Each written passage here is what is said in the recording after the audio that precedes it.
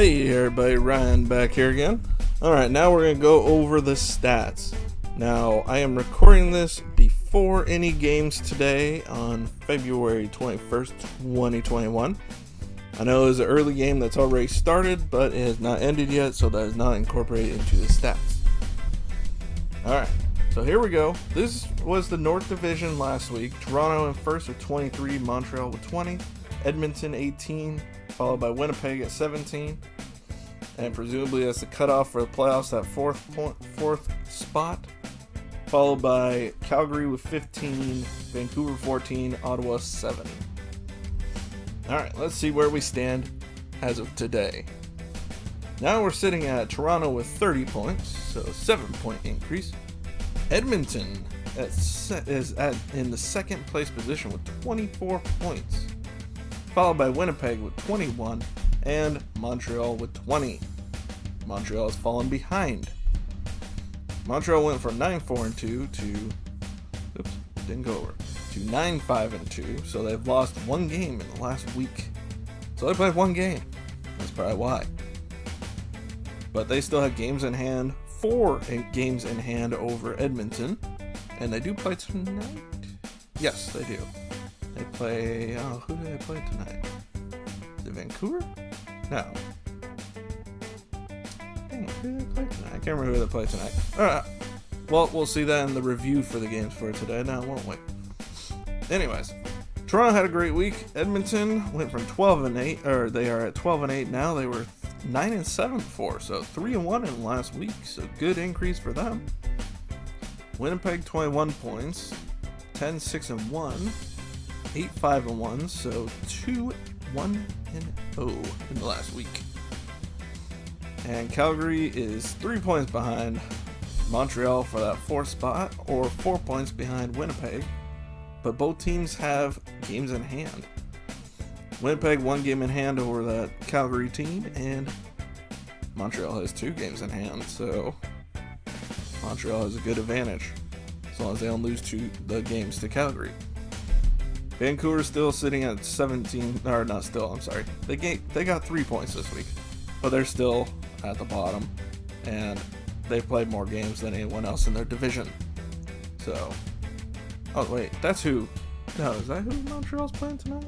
No. Yeah, I'll figure it out later. Sorry. And Ottawa had a win this week, so they're at 9 points now. 4-14-1. Yeesh. As you can see them down here at the bottom. Ouchie. The goal differential only went down 4. Not too bad. Alright, on to the East Division. Boston has 22 points as of last week. Philadelphia is second with 18. Washington and the New York Islanders tied for third with 15. With Washington getting third place due to one game in hand. Pittsburgh at 13. New York Rangers 11. New Jersey and Buffalo with 10 each. This is where we sit now. Little to no movement. Has not changed much. Boston has lost 1 game. That's it. So they played 1 game in the last week and they lost. I think that was to New Jersey, if I remember correctly, yesterday. Or was that 2 days ago? That might have been 2 days ago. Philadelphia is sitting at 19. They are tied with Washington, but they have 2 games in hand over Washington, including the outdoor game later today versus Boston. See how that one goes for them, because they have not played well against Boston this year. Pittsburgh, actually it's a 4-way tie, holy cow. Yeah, Philadelphia, Washington, Pittsburgh, and the New York Islanders all have 19 points, with Pittsburgh and the New York Islanders pulling up the rear of that. Right now the Islanders sitting on the it sucks to play more games route because they are tied, but they're outside the playoffs looking in because of it. Rangers sitting at 15, not a great year for the Rangers this year. I don't know what has happened to this team. They looked great last half of the season last year, and they just died this year, I guess you could say. They had not done well. I expected more from them. I know a lot of people did. I mean, getting that Lafreniere air pick kind of makes sense now the way they're playing. I mean, Zibanejad has, 1 or 2 goals on the year? Not good enough. Not at all. Considering he had like 40 odds on last year. New Jersey is kind of surprising. I mean, they've only played, 2 games this week? Or no, 3 games. And those are their first 3 games in like 2 weeks. But they done well. I mean, 6-4-2. They were 4-3-2 coming into it. So 2-1-0. Pretty decent week, and honestly, they've been playing very well. I mean, it's kind of surprising. I don't think anybody saw it coming. And they have games in hand at this point. I mean, Philadelphia's at 19. They're 5 points back with 2 games in hand, and that's the closest games in hand they have with anybody. I mean, they have 4 games in hand over Washington and Pittsburgh. That's 8 points. Technically, they could be 3 points ahead of them if they win every single game. Which they do play Washington later today. We'll see how that goes. Alright, on to the Discover Central. Tampa Bay led that one last week, 21 points. Florida 18, Carolina 18, Columbus 18, Chicago 18, Dallas 14, Nashville 12, and Detroit in the rear with 10. Well, that changed significantly.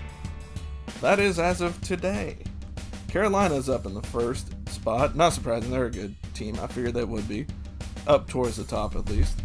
25 points. Followed by Florida. Florida! Who saw that happening where they go 11-3-2 to begin the season? I sure as heck didn't pick that. I picked them to be, I think it was third worst in the division. So, color me shocked. I had no idea that was going to happen. Good on them. I mean, I don't want to see anybody fail, but surprising. Definitely surprising. Chicago also a surprise. 3rd place with 22 points. And then Tampa's in 4th with 21. Now, Tampa has games in hand over all 3 of the teams ahead of them. But they only have 1 game in hand over Carolina and Florida. So they can only legitimately get into 3rd place with their games in hand.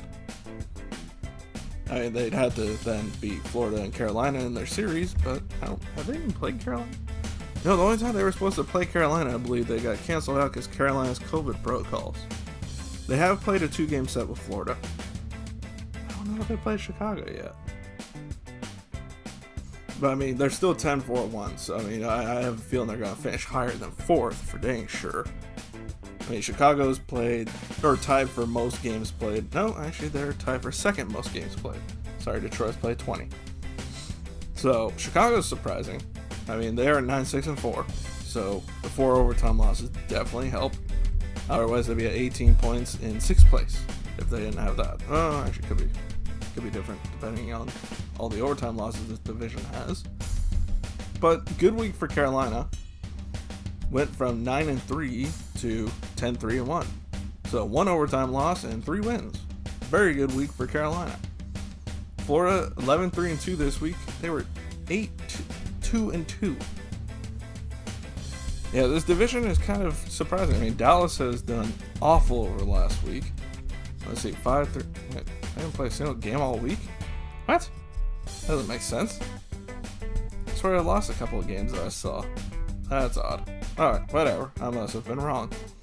Oh no, they had a whole bunch of games canceled due to the cold weather storm that's going through. Power outages and everything. Hopefully everybody's doing fine there. I know there's been some people lost. And that's unfortunate, but at least they were smart and canceled the games. That was a good choice. So, more games to make up for Dallas. They play the least in this division. Only 12 games played. They didn't look good before that, so the break may be a blessing in the disguise of a horrible event.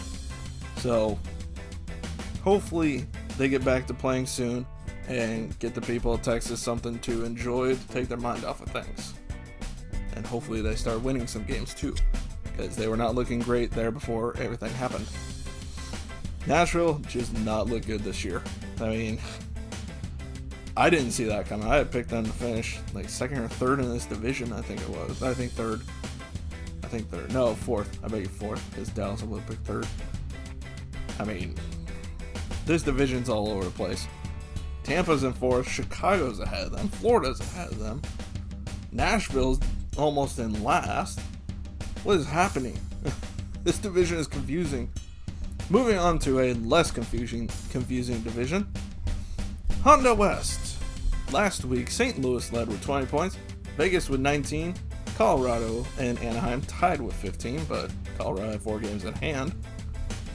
Arizona with 14, Minnesota 12, LA 11, and San Jose 11. Can my Ducks stay in the playoff race? Hell no!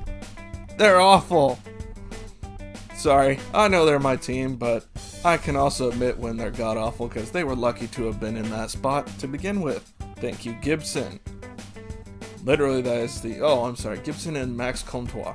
They're the only reason that we were in that spot at all.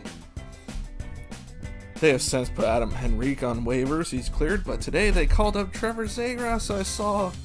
I don't know if that's official yet, but I've seen early reports of it. We'll see if it is official later or not. But if that's the case, then hooray! Finally! Maybe there's a chance of scoring a goal or 2. 2 would be nice, considering they have scored 2 goals or less in 14 of their 18 games. That's not how you win, by the way. Anyways, moving on. Alright, this is how the division sits right now. St. Louis in first with 22 points, but they have played 3 more games than the team behind them, Vegas, with 21. Was Vegas playing today? No, Vegas played yesterday. They lost to Colorado in the outdoor game, which should be reflected in this. Hopefully the NHL.com updated that. That'd be sad if they hadn't. Colorado's sitting in third with 19 points. LA's in 4th place. LA's in the playoffs now with 17 points, tied with Arizona, but they have 1 game in hand over Arizona. Minnesota's sitting next, tied with San Jose with 16 points each, but Minnesota has 2 games in hand, so they're ahead of San Jose. And then down there at the bottom, being tied with St. Louis for most games played in this division, Anaheim. No, I'd be wrong if I said that I don't want them to win now. Zegras is going to be playing for them, hopefully. They were smart. It'd be nice if they could start winning some games. But at the same time, it'd be nice to get a high draft pick to have someone play with him. Because at this point, I'm not sure any of those young guys we had a lot of hopes for. Steele and Terry. Jones. Understrom. Comtois the exception. He's actually looked well. But the other ones have not. Terry did for a couple of games and then went back to his same self. Sam Steele got a goal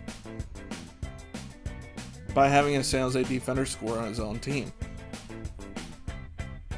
So, yeah, there's that.